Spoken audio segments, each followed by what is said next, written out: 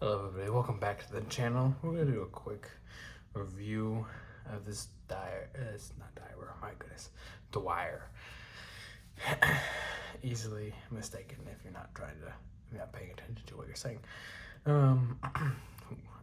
But either way, before we get into it, please subscribe.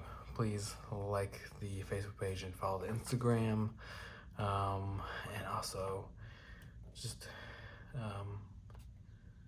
yeah, I mean, just that way you can see more content and everything. But before we kind of get into this, couple things. I'm very aware of people. There's a lot of controversy about Dwyer himself in particular, not necessarily even his knives. Like, a lot of people like his knives, build quality and just overall aesthetic. But a lot of people are not a fan of him and of his personality and his ethics. But so this is a review negating that, not really negating it, but like not looking at that personally. It's kind of staying away from that in general here. More unless it's something recent that needs light pointed at it, but as right now, nothing new that I feel like I need to talk about. If you have questions, obviously ask me. I can kind of fill you in the backstory of Dwyer. But first things first, on this guy in particular, let's do some size comparisons. We're going to do the obvious one, and this is an SMF. They are pretty darn close on overall size.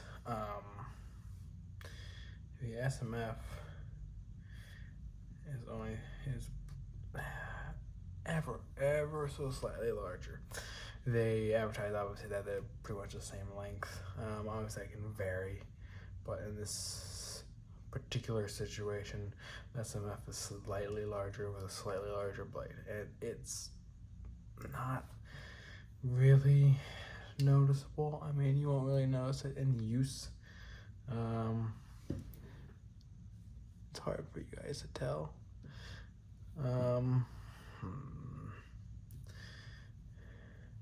Let's see, what can I use? I guess it doesn't really, I mean, so we go here, but right there, it's just like barely larger.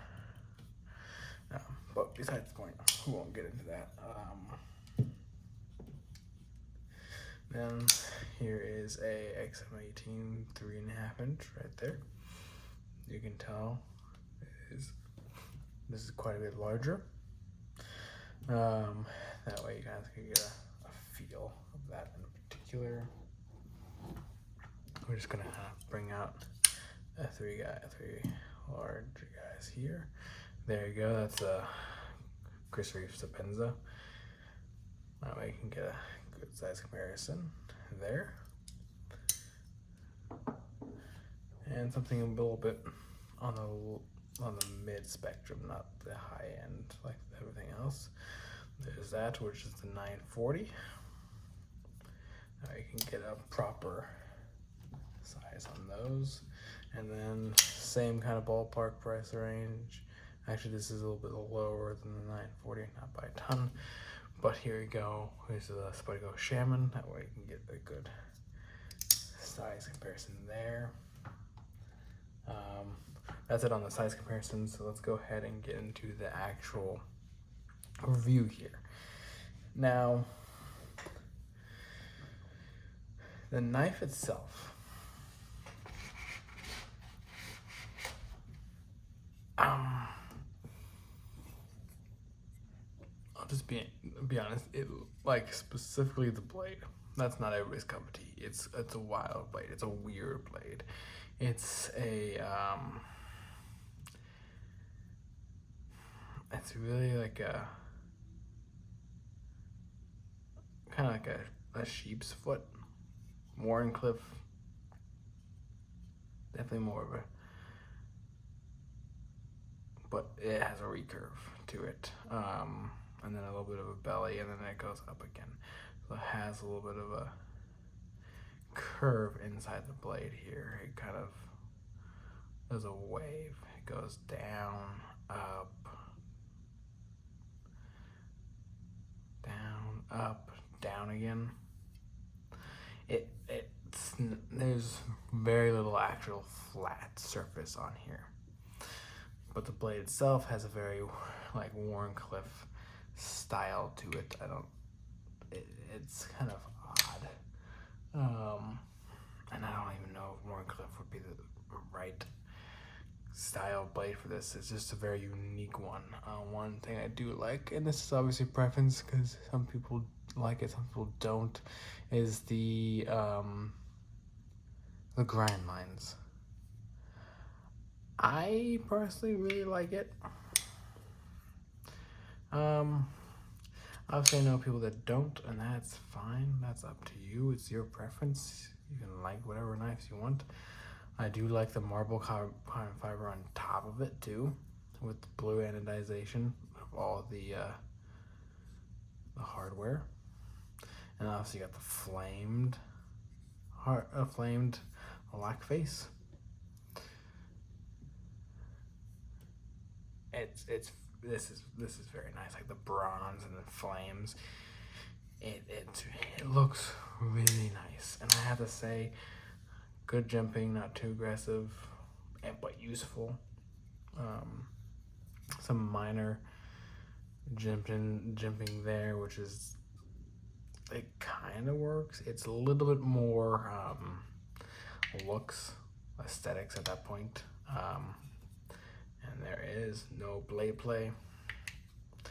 But the one major flaw in this is the centering. Don't know if you can see that right there. You see that? It's off by quite a bit.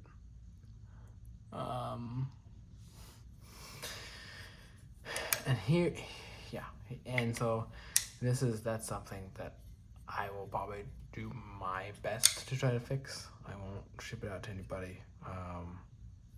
Again, I'll give you details about why if you really want to know. Personally, that's just how some of them come, is everything is dialed in. Like there's no wiggle, there's no blade play, it's smooth, it's hydraulic, the action's good, everything is dialed in except for the centering. Even like the lock face, like it's pretty darn good. It's right around that 20% still. There's no obviously lock bar insert, but that's okay because titanium and steel lock faces genuinely have better lockup. Yeah, the lockup won't last as long, but it has better lockup. Ergos, very good right here, very nice. Sits great in the hand this way, sits pretty good here, but also melts in your hand right there. Now that's a good thing, is like you can slice like this. You can get up close and personal here and there. Has a great sharpening choil right here. It's a very unique one. It's not like the SMF where it still has a little bit of a curve right there to go up, back up. This is kind of flattened here instead. Good, useful, unique.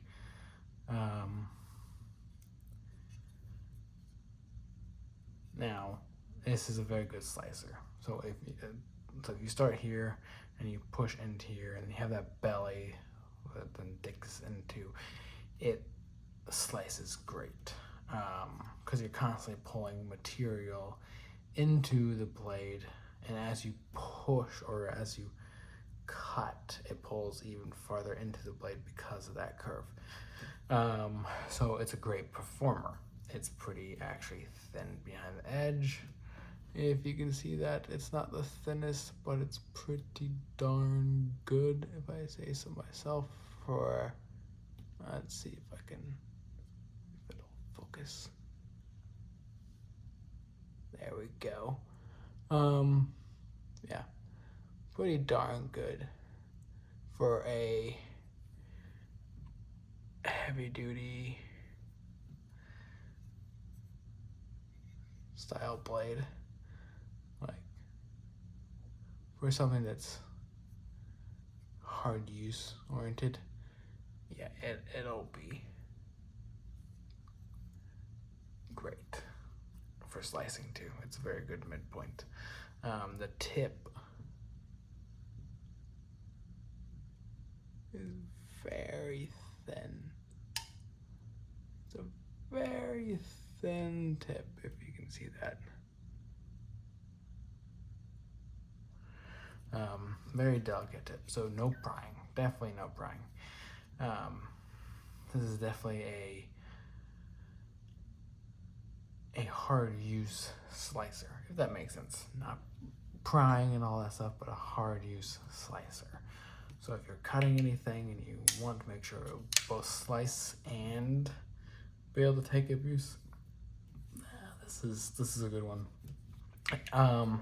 If you want a knife that you want to maintain 100% yourself, I wouldn't recommend it. They're hard to find. They're hard to get. Yeah, I mean, it is really nice. It really is. Overall form factor, overall feel in the hand.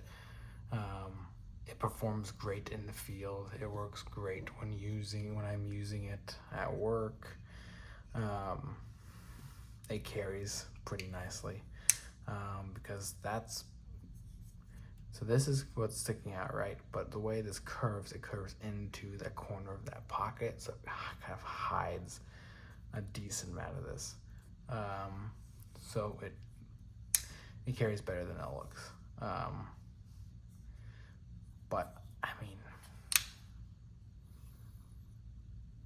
to be honest, like, this is a really good user, but a user that looks good at the same time.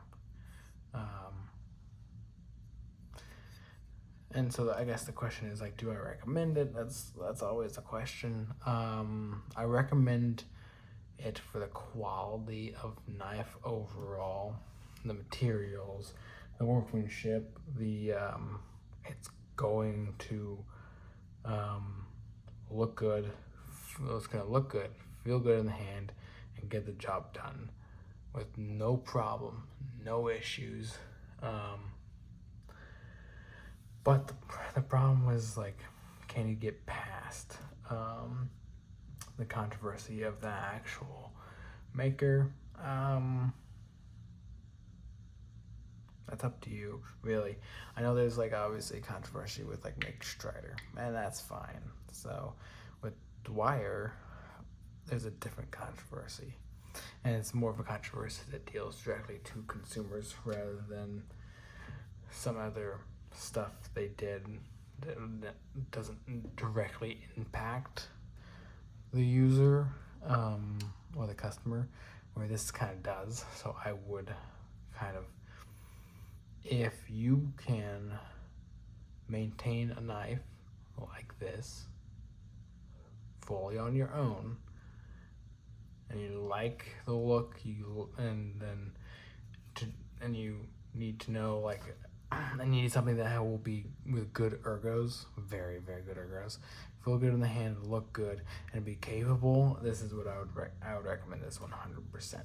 But that's kind of up to you, depending on what you can deal with. I mean, I love the carbon fiber. I love the marble carbon fiber. I love the titanium here, and then the flame anodization and the blue anodization, and the blade is just unique, and it's fun, it's different, it's usable, it's a good user, it feels good in the hand. It checks all the boxes that you would want in a knife.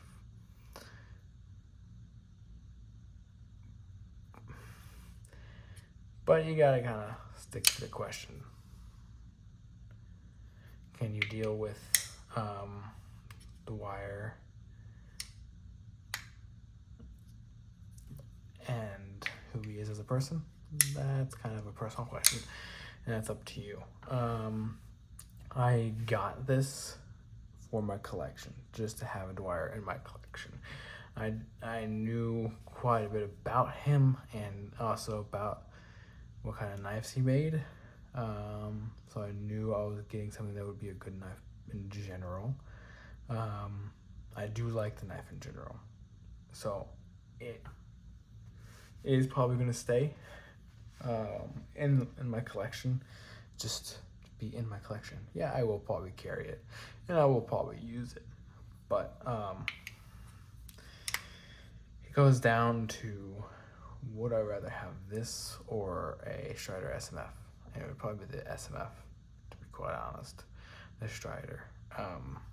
If I had to choose between the two. But in general, I do like it. It's very good. And it's a large knife. Definitely not small, not medium. Again, medium, or I guess you have small, you have medium, and full sized. And this is the XM18, 3.5 inches, a full size knife, and you got a large knife. And then there are other knives that I would put in the medium category, and then I have obviously some small knives. But in general, that's a good size comparison. Is this is a large knife, and an XM18 3.5 inch is a full sized. The next would be an XL size knife, which there are out there, but this is just a good large knife for looking good, being a good user, and being capable. That's really all I have in this one for this guy. Again, if you have any questions, further details on the maker, please let me know and I can fill you in. But that's gonna be it for this one. Please, again, subscribe, like, follow, and follow the Instagram, like the Facebook page, and I'll see you guys in the next one.